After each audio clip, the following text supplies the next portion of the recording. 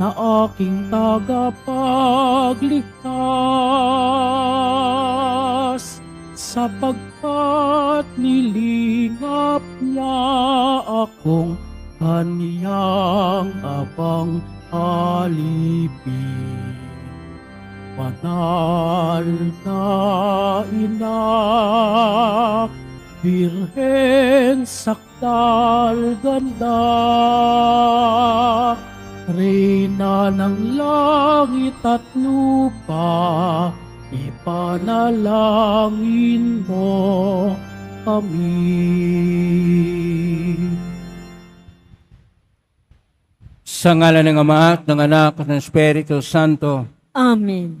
ang pagpapala ng ating Panginoong Kristo, ang pag-ibig ng Diyos Ama, at ang pagkakaisa ng Espiritu Santo naway sumainyong lahat. At sumaiyo rin.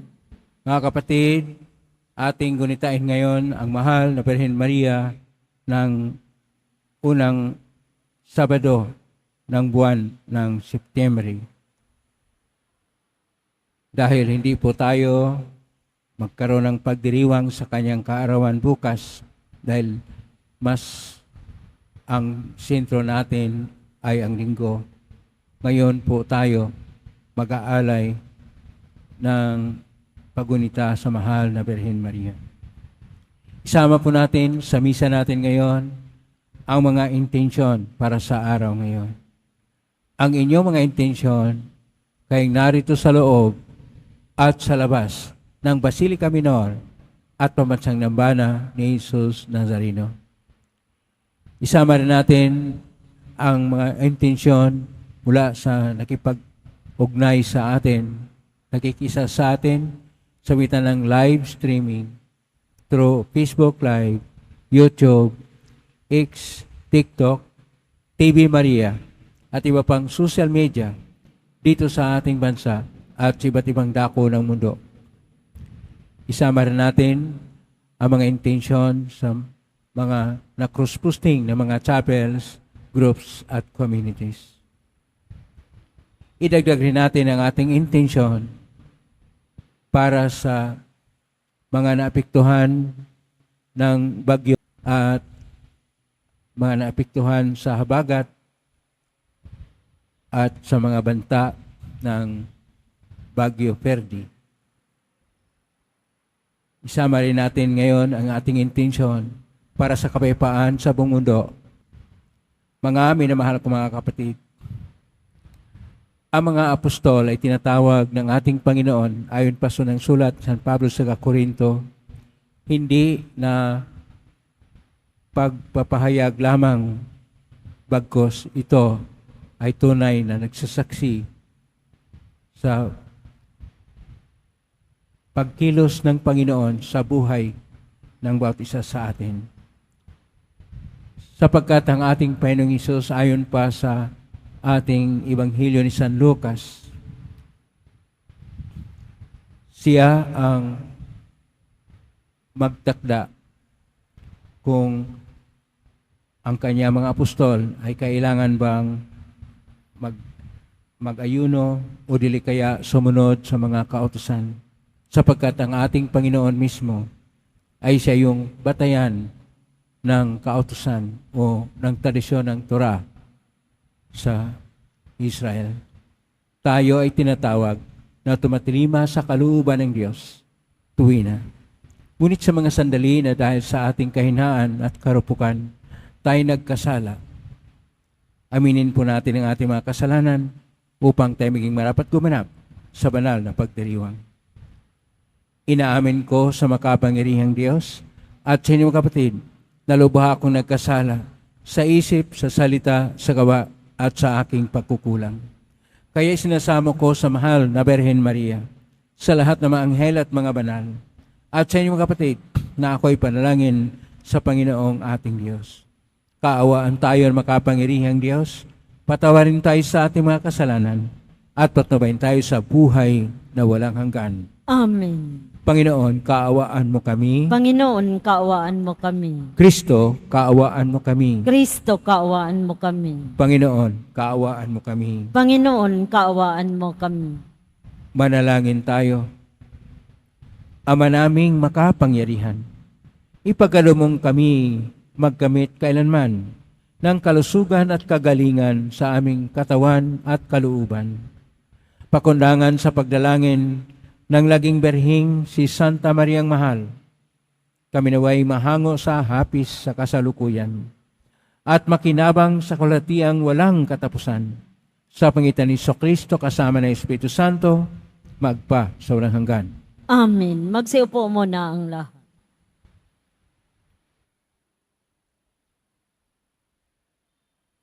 Pagbasa mula sa unang sulat ni Apostol San Pablo sa mga taga-Korinto. Mga kapatid, kami ni Apolos ang ginamit kong halimbawa upang matutuhan ninyo ang kahulugan ng kasabihang, huwag lalampas sa nasusulat. Huwag ipagmalaki ninuman ang isa at hamakin naman ang iba. Ano ang kahigtan ninyo sa iba? Hindi ba lahat ng nasa inyo'y kaloob ng Diyos? Kung gayon, bakit inyo ipinagyayabang na waring hindi kaloob sa inyo? Kayo pala'y nasisiyahan na, mayayaman na kayo. Kayo pala'y mga hari na hindi na ninyo kami isinama. Sana nga'y naging hari kayo upang kami na may maging hari kasama ninyo. Sapagkat sa wari ko, kaming mga apostol ay ginawa ng Diyos na maging pinakamahamak sa lahat ng tao. Ang katulad namin ay mga taong nahatulan ng kamatayan, isang panoorin ng sanlibutan ng mga anghel at ng mga tao. Kami mga hangal alang-alang kay Kristo, kayo'y marurunong tungkol kay Kristo, mahihima kami, kayo'y malalakas, hinahamak kami, kayo'y pinangarangalan. Hanggang sa oras na ito, kami nagugutom, nauuhaw, halos hubad, pinagmamalapitan kami at walang matahanan. Nagpapagal kami upang may ipagtawid buhay. Idinadalangin namin ang mga lumalait sa amin kapag kami pinag-uusig. Tinitiis namin ito. Mahumanay na pinanalita ang isinusukli namin sa mga naninirang puri sa amin. Hanggang ngayon, kami parang mga yagit, pinakahamak na uri ng tao sa daigdig. Ito'y sinusulat ko, hindi upang hiyain kayo, kundi upang pangaralan bilang mga anak na minamahal, sapagkat maging 10,000 man ang inyong guro tungkol sa pamumuhay Kristiyano, iisa lamang ang inyong Ama, sapagkat kayo'y naging anak ko sa pananampalataya kay Kristo Jesus sa pamagitan ng mabuting balitang ipinangangaral ko sa inyo. Ang salita ng Diyos. Salamat sa Diyos. Sa tumatawag sa poon, ang Diyos ay handang tumulong. Sa tumatawag sa poon, ang Diyos ay handang tumulong. Matuwid ang Diyos sa lahat ng bagay niyang ginagawa. Kahit anong gawin ay kalapit doon ang habag at awa. Siya ay makikinig at handang tumulong sa lahat ng tao, sa sinumang taong pagtawag sa Kanya'y tapat at totoo. Sa tumatawag sa poon, ang Diyos ay handang tumulong. Yaong kailangan niyong mga taong may takot sa Kanya, Kanyang tinutugon, at kung nagigipit, hinahango sila. Yaong umiibig sa Kanya ng lubos ay iniingatan, ngunit ang masamay, wawasakin niya't walang mabubuhay. Sa tumatawag sa poon, ang Diyos ay handang tumulong. Aking pupurihin ang Panginoong Diyos, di ko tutugutan. Sa ngalan niyang banal, lahat ay magpuri, magpakailanman. Sa tumatawag sa poon, ang Diyos ay handang tumulong. Magsitayo na po ang lahat.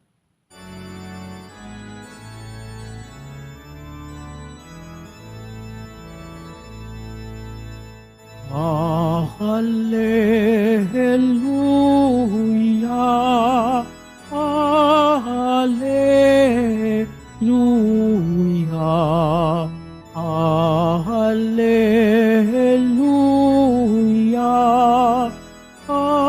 Hallelujah.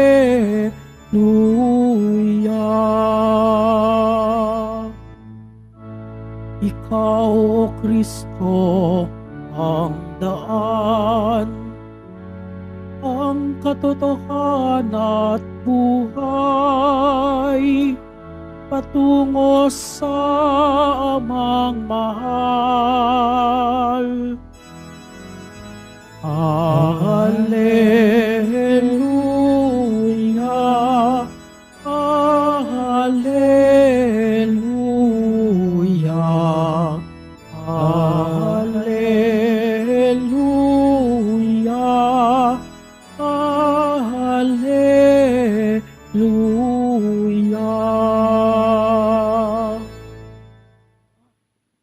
Sumainyo ang Panginoon. At sumaiyo rin. Ang mabuting balita ng Panginoon ayon kay San Lucas. Papuri sa iyo, Panginoon. Isang araw ng pamamahinga, naparaan sina Jesus sa triguhan. Ang kanyang mga alagad ay nangitil ng uhay at kanilang kinain ang mga butil matapos ligisin sa kanilang mga kamay. Bakit ninyo ginagawa sa araw ng pamahinga ang ipinagbabawal ng kautusan? Tanong ng ilang Parisiyo. Sinagot sila ni Jesus, hindi ba ninyo nabasa ang ginawa ni David nang magutom siya at ang kanyang mga kasama? Pumasok siya sa bahay ng Panginoon, kumuha ng tinapay na handog sa Diyos at kumain ito. Binigyan pa niya ang kanyang mga kasama, bagamat ayon sa kautusan, ang saserdote lamang ang may karapatang kumain yon.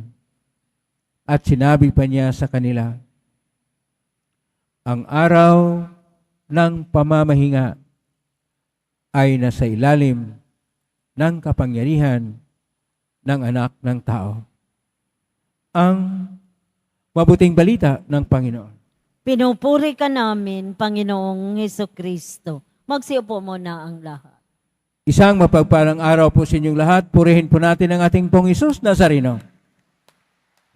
Nasa unang Sabado tayo ng buwan ng Setyembre. At ngayon, atin pong ihandog ang ating misa para sa mahal na Birhen Maria. At isang pagbibigay na rin sa kanya ng narapat na pagunita sapagkat bukas ang kanyang panahon ng kanyang kaarawan ay hindi po tayo magkaroon ng pagdiriwang sapagkat ito'y naitapat po sa linggo. Ang atin po mga pagbasa ngayon, kung inyo pong napansin, ay patungkol sa pagtupad ng kautusan. Kautusan ay napalaking bahagi sa mga Israelita o mga Hudyo at lahat ng mga tao, napalaking bahagi. Sa mga Israelita, mayroon silang tinatawag na Torah. Ang Torah ay tradisyon ng kautusan. Kasama ito ng tradisyon ng mga propita na tinatawag na Nabiim at tradisyon ng karunungan na tinatawag na Kitubim. Pero itong Torah ay napakahalaga sapagkat ito'y nagkumpuni sa mga mahalaga na mga libro ng Genesis, Exodus, Leviticus, Numeros at Deuteronomio, na kung saan ang kautusan ng Diyos ay atin pong matagpuan sa aklat ng Exodus Kapitulo 20 at Deuteronomio Kapitulo 5. Ang kautusan ay tinatawag na Torah ay napakahalaga na kung saan ang isa sa mga kautusan ito ang pagkaroon ng paggalang sa araw ng Panginoon na nasa pangatlo na kautusan ay ang pagrespeto sa tinatawag na araw ng pamahinga. Sa mga Hudyo, ang araw ng pahinga ay tinatawag lang Sabat, pamamahinga. Ito ay mahalaga para sa kautusan kaya makita po natin sa aklat ng Exodus Kapitulo 20, verso 8 hanggang 11 na igalang ang araw ng pahinga una sa lahat sapagkat ang ating Panginoong Diyos ay naglikha ng 6 na araw at sa pang-7 na araw siya ay namahinga at sa paglalakbay ng iniligtas ng Diyos na bayan ng Israel ay nagrespeto sila sa araw ng pamahinga. Kaya napakahalaga po ito. Ngayon sa ating Ebanghelyo ni San Lucas, Kapitulo 6, verso 1 hanggang 5, sa araw ng pahinga, ang ating Panginoong Hesus kasama ang kanyang mga apostol ay napadaan sa may triguhan. Sa pagdaan nila, normal lang sa mga taong dumadaan na kung may makita sila halimbawa ng mga butil ng trigo, ay kanila pong kinikitil at ito ay kanilang kinakain. Bahagi lang po yan sa tradisyon. Pero, ang mga iskriba at mga parisiyo ay nagpapahalaga sa araw ng pamahinga. Na maski yung pagkitil ng mga ilang butil ng trigo ay tinatawag nilang bawal sapagkat iyon ay trabaho. Hindi naman niya trabaho dahil pagkilos lang, parang kaugalian lang. Pero para sa mga makitid na paningin ng mga parisiyo, ito ay isang trabaho na kaya bawal ang kanilang ginagawa. Kaya sinasabi ng ating Panginoong Hesus kung ano ang nangyari sa panahon ni Haring David. Sa panahon ni Haring David, ay ito ay ating mabasa sa unang aklat ni Samuel, Kapitulo 21, verso 2 hanggang 7, na si David, nung sila ay nagugutom, kasama ang kanyang mga sundalo, ay pumasok sa bahay dalanginan at o templo at kanya pong kinuha ang tinapay na alay. Ang tinapay na alay ay para lang sa mga saserdote. Hindi naman saserdote si David. Pati yung mga sundalo, hindi rin mga saserdote. Kaya bawal nilang kainin yung mga alay na mga tinapay. Pero kinain ni Haring David at wala namang nagreklamo at hindi naman siya nagkasala doon. At bakit napakaliit na butil ng trigo na kinuha ng mga apostol ay isang malaking bagay na ayon sa mga Parisiyo na lumabag sa Sabat o araw ng pahinga. Dahil siguro kanila pong tinitingnan ang makitid na kahulugan ng Torah. Ang Torah sa salitang Koinoko na Grigo sapagkat ang atin pong Ebanghelyo ay sa Koinoko na Grigo ay nomos. Pero itong nomos ay bahagi lang sa tinatawag na tipan. Kaya tinatawag ang bagong tipan na testamentum sa Latin. Pero ang totoo, ito ay tungkol sa lex o ang batas o ang kautusan. Na kung saan napakahalaga na magkaroon ng kaayusan kapag ka mayroong Torah o kautusan o nomos o lex ang buhay, sapagkat ito yung nagbigay sa atin ng mga paraan kung paano pa maging maayos ang ating kilos. Maayos ang ating mga ginagawa. Sapagkat kung walang kautusan o batas o patakaran na sinusunod, magkagulo-gulo lang ang tao at hindi mahusay ang takbo ng buhay. Pero itong mga Parisiyo ay tinitingnan nila na itong kautusan ay hindi mababago na salita ng Diyos. Kaya pag sinasabi na sa araw ng Sabat o araw ng pahinga ay hindi kikilos at hindi gagawa Yun nga ang lagi nilang inoobserba sa mga Hudyo. Magpahanggang ngayon, halimbawa, kapag ikay pupunta doon sa Israel, sa panahon ng Sabat o panahon ng Sabado, hindi po kayo magkaroon ng pagluluto o pagkilos, at ang mga pagkain, kung kayo'y nagpunta doon na isang pilgrim, nakahanda na lang lahat, ang lahat ng mga pagkain, kukuha na lang kayo na niluluto nila noong Friday at doon na kakainin sa araw ng Sabado na araw ng pamhinga. Pero ito ay nasobra sa pag-obserba naman sa tunay na kahulugan ng Sabat. Ang tunay na kahulugan ng Sabat ay una sa lahat, ang pagsentro sa sarili sa Diyos. Sapagkat ang Diyos, siyang naglikha sa lahat, at pagkatapos ng kanyang paglikha sa mga importanteng mga bagay-bagay, ay nagkaroon siya ng pamahinga upang mayroong araw para sa kanya. At araw ng Panginoong Diyos, hindi ibig sabihin na tayo ay hindi nakikilos at kung ano na ang ating gawin para na lamang sa Panginoong Diyos na magkaroon ng meditasyon o panalangin buong araw. Ang tinuturo po dito ay ang Torah o ang kautusan ay dapat una sa lahat pagsentro sa Diyos, pero sa pagpapahayag rin ng pag-ibig sa Diyos. Ibig sabihin dito, pagpapahayag ng pag-ibig sa Diyos, dapat kikilos ang isang tao upang magluto o dili kaya upang makakain ng kanyang kapwa o dili kaya siya ay tutulong sa kapwa ng ilangan ng tulong. Kaya ang dapat po nating tingnan ay ang ating pagtingin na ang Torah ay nagkatawang tao na. Ang Torah na salita ng Diyos na nasasaad sa aklat ng kautusan at mga aklat ng kautusan nandoon ang turo. Ito'y nagkatawang tao na sa ating Panginoong Hesus Nazareno at siya mismo ay Panginoon na ng kautusan. At dahil Panginoon ng kautusan, siya ay Panginoon ng pamamahinga unang Sabat.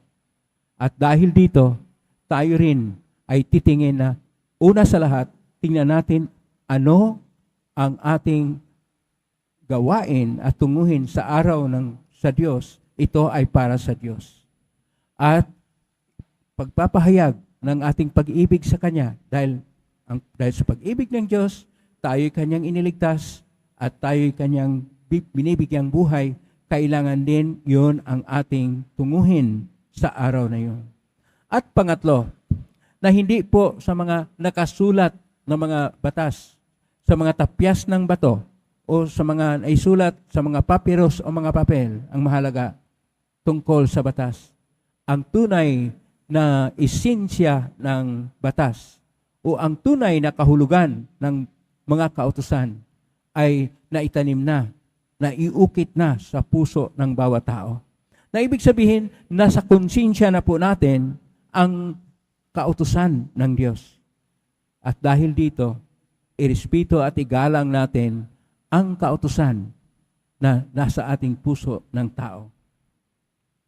Kaya, pakisabi sa katabi mo, nasa iyo ang Diyos. Nasa atin ang Diyos. At dahil sa atin ang Diyos, siya dapat pumapanginoon sa atin. At kung tayo'y tumatalima sa Kanya, yun ay pagtatalima din sa mga kautusan niya. Kung anong nailagay sa 10 utos, ay 2 utos na lang ang binigay ng Panginoon. Una sa lahat, ang una, pangalawa at pangatlo na kautusan ay sa unang kautusan na ibigin ang Diyos higit sa lahat. At ang pang-4 hanggang pang-10 na kautusan ay nasa pangalawang kautusan na ibigin ang kapwa gaya ng pag-ibig sa sarili. Dito natin makita kung paano tayo mamuhay ayon sa kalooban ng Diyos. Una sa lahat, magkaroon tayo ng isang bisyon sa buhay na ang Diyos ay siyang maghahari sa buhay natin. Magkaroon tayo ng parang realignment sa ating mga bisyon sa buhay na ito ay para sa Diyos. Pangalawa, kailangan na iklaro natin ang ating pagpapahayag ng ating pagiging imahin sa Diyos at pagiging Kristiyano na binyagan sa pangalan ni Kristo, ng ating buhay ay nagpapahayag din ng buhay ayon sa pagtuturo ng ating Panginoon Kristo. Pangatlo, na magkaroon tayo ng pinakamataas na pagpapahayag ng ating kabutihan bilang tao. Dahil tayo imahe ng Diyos, tayo ay Kristiyano din na nagpahayag dapat sa mitiin ni Kristo. Dapat din ang ating buhay ay Kristiyano 24 oras at 7 araw sa isang linggo. At dahil dito, tayo rin ay magkaroon ng pang-apat, isang aksyon na ang bawat kilos natin ay Kristiyano. Ang bawat ugali natin ay ugaling Kristiyano. Ang bawat tunguhin natin ay ayon sa kalooban ng Diyos. At ang bawat hakbang ng ating buhay, tayo ay tumitalima sa Kanyang kautusan. Naway, ang Diyos nga ay siyang pinakasentro ng ating buhay. Pakisabi sa katabi mo, ang Diyos ay Panginoon mo. Ang Diyos ay Panginoon natin. Yung mga magpahayag na ang ating Diyos ay siyang pumapanginoon sa buhay natin, pumalakpak ng malakas upang siya ay tunay na Panginoon sa atin, at bilang Panginoon sa atin, ipahayag natin gaano kalalim ang ating pag-ibig sa Kanya.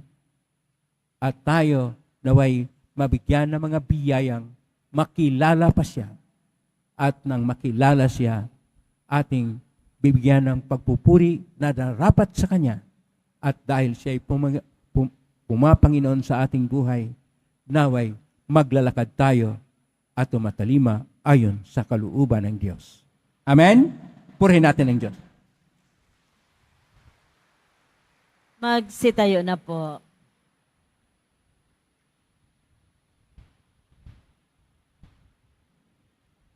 Minamahal ko mga kapatid, manalangin tayo sa Diyos Ama na umangkin sa atin bilang Kanyang mga malayang anak kay Jesucristo, na Kanyang buktong na anak. Atin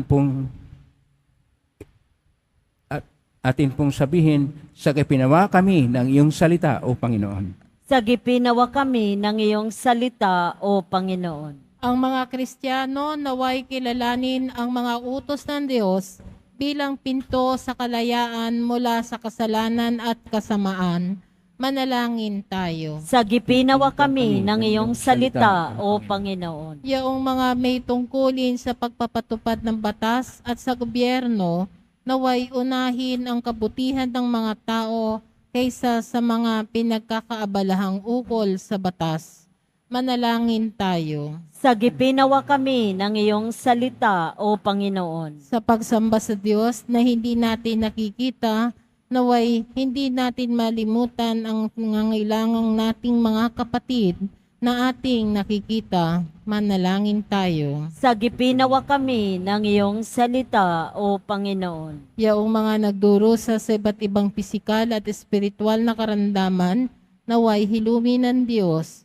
Manalangin tayo. Sagipinawa kami ng iyong salita, O Panginoon. Ang mga pumanaw naway mamahinga sa piling ng Diyos, manalangin tayo. Sagipinawa kami ng iyong salita, O Panginoon.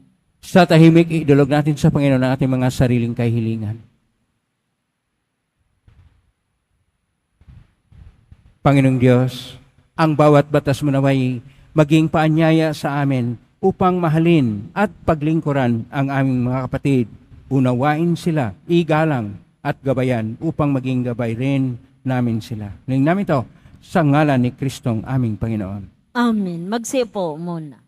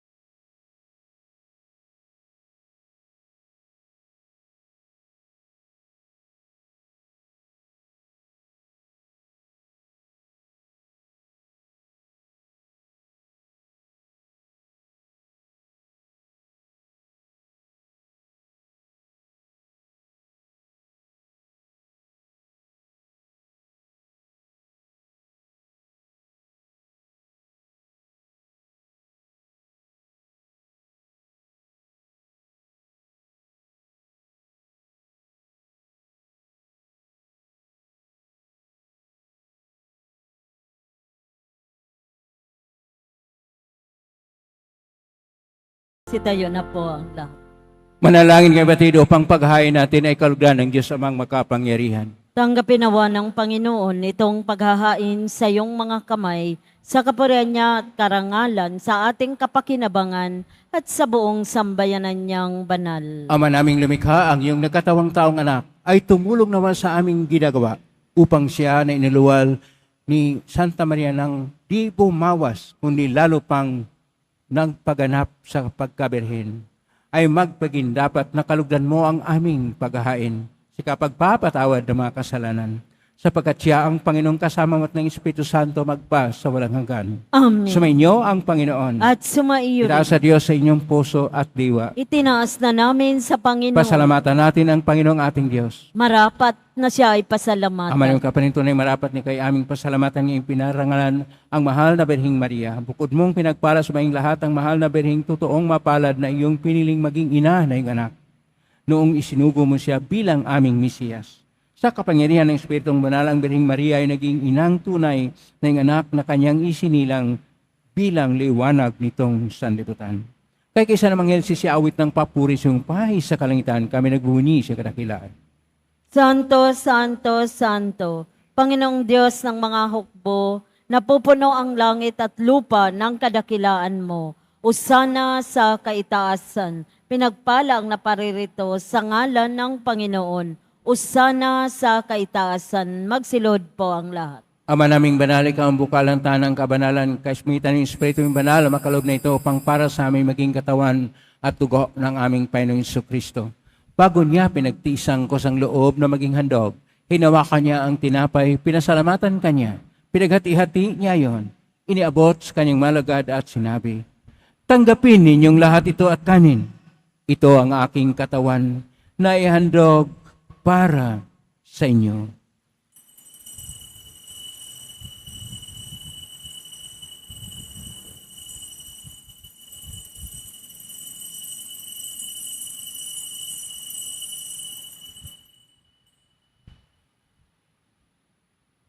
Kaya naman na matapos ang hapunan, hinawakan niya ang kalis, muli kanyang pinasalamatan. Inabot niya ang kalis sa kanyang malagad at sinabi, tanggapin ninyong lahat ito at inumin. Ito ang kalis ng aking dugo ng bago at walang hanggang tipan. Ang aking dugo na ibubuhos para sa inyo at para sa lahat, sa ikapagpapatawad ng mga kasalanan. Gawin niyo ito sa pag-alala sa akin.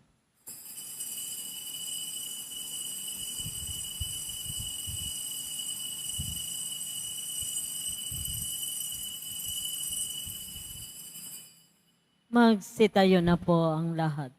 Ang misteryo ng pananampalataya. Si Kristo'y namatay, si Kristo'y nabuhay, si Kristo'y babalik sa wakas ng panahon. Ama, ginagawa namin yan ang pag-alalas, pagkamatay at muling pagkabuhay ng anak. Naalay namin sa iyo ang tinapay na nagbibigay buhay at ang kalis na nagkakaloob ng kaligtasan. Kami nagpapasalamat dahil kami narapat na tumayo sa harap mo para maglingkod sa iyo. Isinasamo namin kami magsasalo-salo sa katawan at dugo ni Kristo ay mabuklod sa pagkakaisa sa pamagitan ng Espiritu Santo.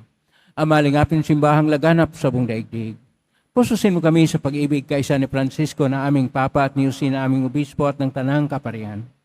Alalahanin mo rin mga kapatid naming nahimlay, may pag-asang sila muling mabuhay ganyang lahat ng mga pumanaw. Kawaan mo sila at patuloyin sa iyong kaliwanagan. Kawaan mo dapatin kaming lahat na makasalo siyang buhay na walang wakas. Kaisa ng mahal na Birhen Maria na ina ng Diyos, ng kabiyak ng puso niyang San Jose. Kaisa ng mga apostol, San Juan Bautista, San Roque, ni San Lorenzo Reyes de Manila, ni San Pedro Calungsod at ng lahat ng mga banal, na namuhay Diyos daigdig ng kalugod-lugod sa iyo, maipagdiwang nawa namin ang pagpupuri sa karangal mo sa pangitan ni anak na aming Panginoong Jesucristo. Sa pamamagitan ni Kristo, kasama niya at sa Kanya, ang lahat ng parangal at papuri ay sa iyo, Diyos Amang makapangyarihan, kasama ng Espiritu Santo, magpasawalang hanggan. Amen. Amen. Amen. Amen. Amen. Amen.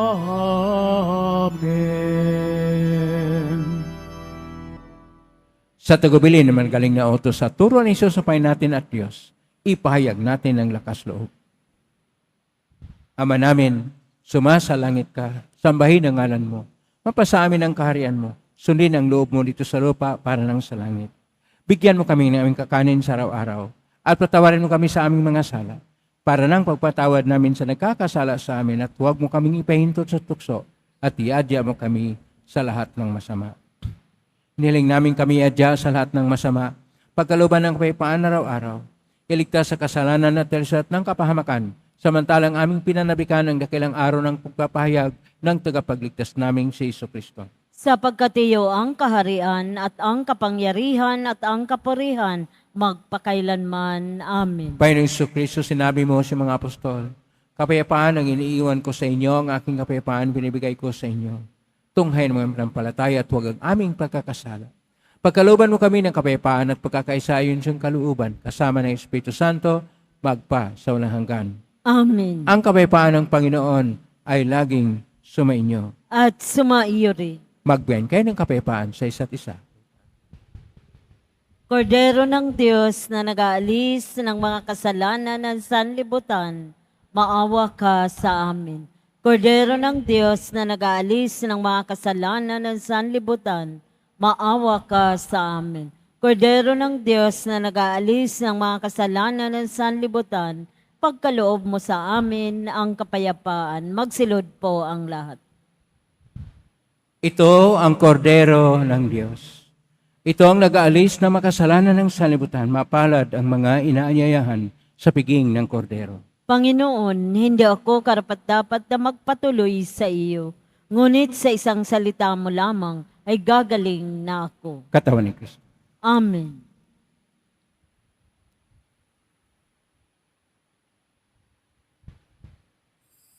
Para sa lahat ng tatanggap ng banal na komunyon, sasagot po tayo ng amin pagkasabi ng pare o lay minister ng katawan ni Kristo at isubo agad bago umalis sa harapan ng pare o lay minister. Sumunod po tayo.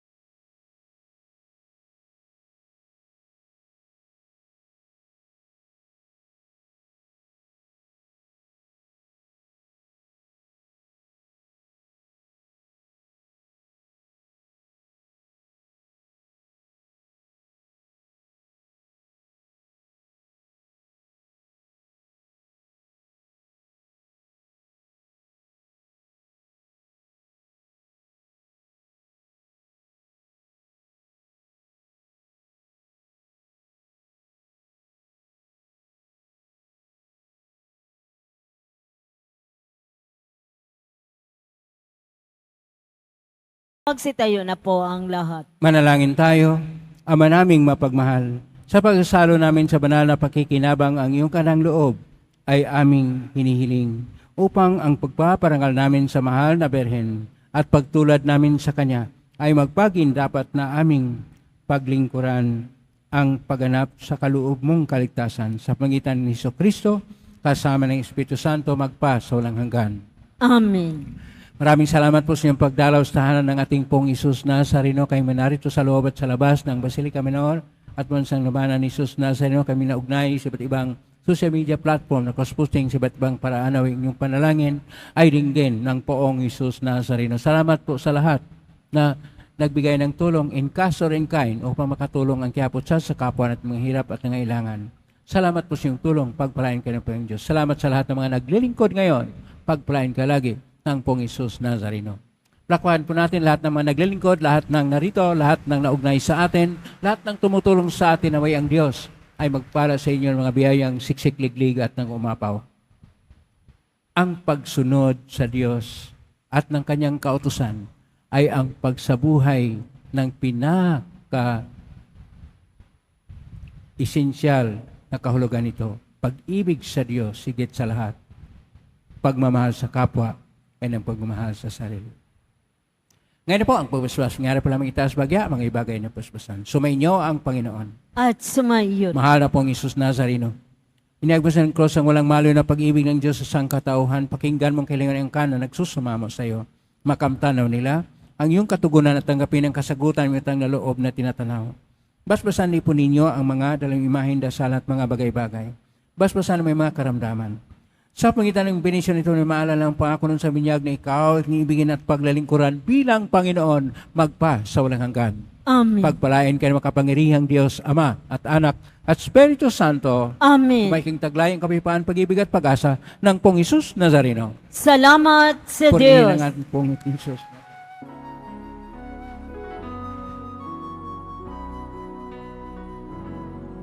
Nuestro Padre Jesus Nazareno, sinasamba ka namin.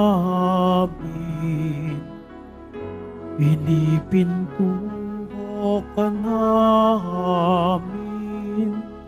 Aral mong aming buhay at kaligtasan. Nuestro Padre Jesus Nazareno, iligtas mo kami sa kasalanan. Ang krus mong pinamatayan ay sagisag ng aming kaligtasan. Nuestro Padre Jesus Nazareno, dinarangal ka namin.